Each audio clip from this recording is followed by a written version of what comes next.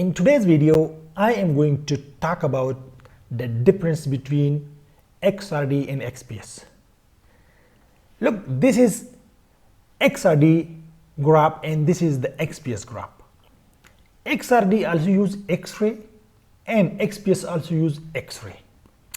Here basically we are detecting electrons, in this case in XPS, X-ray photoelectron spectroscopy, and in XRD we just get the reflection of X-ray, and the reflection of X-ray is basically from nothing but from electrons, right? So both characterization techniques are very common but used for different purposes. So let's know the detail of each characterization techniques.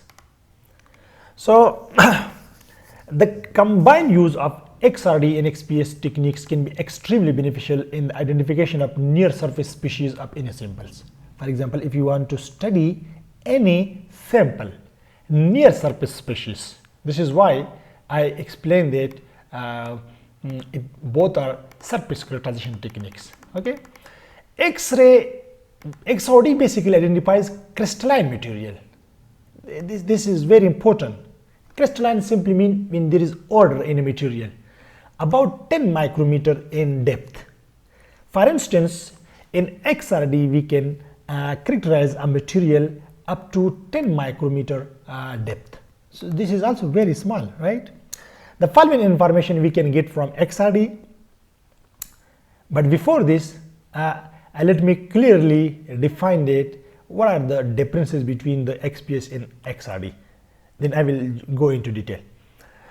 For example, we know rutile and anatase and brochite. It's basically the three different forms of titania, right?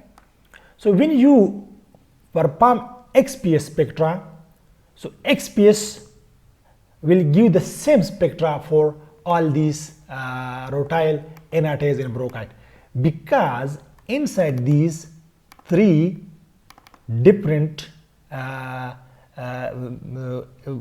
what is called electroph or something of titania, the actual material are titania and oxygen. So XPS will only give the information that it only contains titania and oxygen. Now then what is the differences between the rutile, anatase and brochite? The XRD will do the job. XRD will tell that this is hexagonal, this is tetragonal, this is hexagonal. So because of the XRD, we will know that whether this is the rutile or this is the anatase or brochite, etc. But the XPS will give you the same curve for all three, right? Now let's come to our original point, that amorphous, when our object is amorphous sample, so XRD will give us broad peak, and I explained this a lot in my previous videos. When single crystal, it will give sharp peak, and polycrystalline, it will give less sharp peak. So basically the polycrystalline is made from single crystal, so this will give.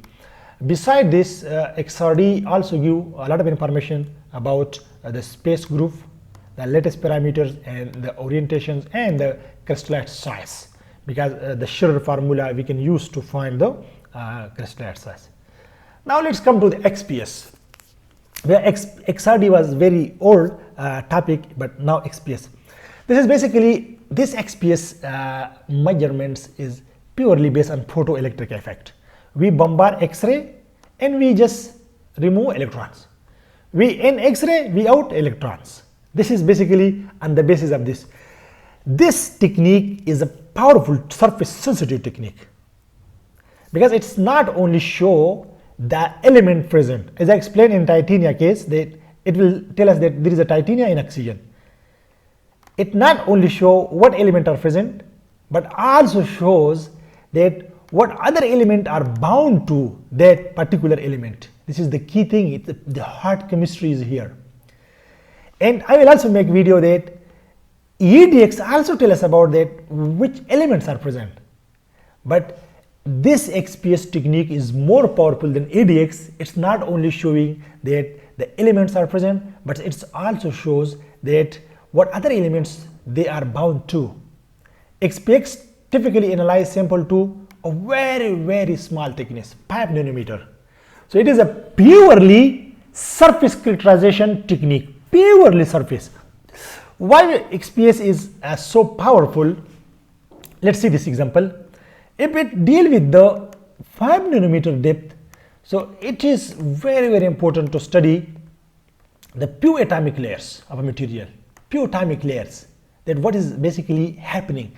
And why XPS is that much important, let me explain to you that all property of the material originated from the surface, because the surface is exposed to every kind of reaction, right?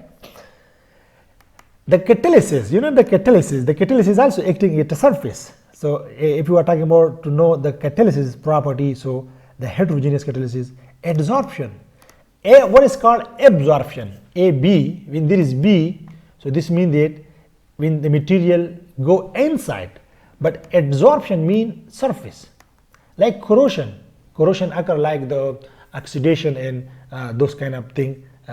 It is used like if you take the iron and keep it in the oxygen environment or humidity, it will lose the material. So that is basically the corrosion. This is surface. Adhesion also a surface property. So if you want to know such properties, so you must need this powerful technique XPS, right? The following information we can study by XPS, number of element present. This is what I explained. But this one also you can get from the EDX. I will make video on this one also, that what are the differences. We can also find the EDX, but there are some other advantages of using XPS. Okay, the concentration, which is we can also use the ADX. The concentration means that what quantity, well, concentration simply means that if it is titania, so it will tell that what is the oxygen basically and what is the titania here. So the concentration it tells us. Oxidation state, this is the key thing. This, like I explained that when something become oxidized, so like in corrosion, right, they last electron. So it tells the oxidation states of an element. This is very important, right? And surface chemical composition, basically that what is the chemical exists at the surface, right? So this was basically the XPS, difference between XPS and XRD. The basic difference is basically the XRD and XPS both uses X-ray, but I just give this example, very beautiful example, that if you have a titanium material, so in titanium there is a 3 electroph or some kind of stuff, I don't know exactly. So this is rutile and anatase and brochite. Actually in these 3 material only titanium is there. Titanium mean titanium dioxide in all 3, but they have different crystal structure. So the XPS will give you the same spectra. XPS will tell, sorry, I don't know anything about that, I just know that there is titanium and oxygen, the Ti and oxygen.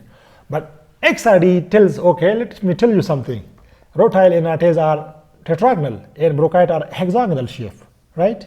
A crystal structure. Because in anatase, in rutile, the atoms are arranged in one way, and brochite, the atoms are arranged in another way.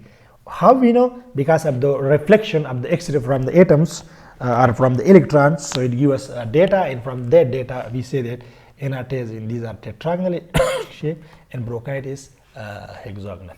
So this was all about the differences between the X-ray, the XRD and the XPS. So both are surface characterizations. XRD is little bit a bulk type of characterization, and XPS is little bit smaller type of characterization. For XPS we need very small thickness, and for XRD we need little bit bulk material.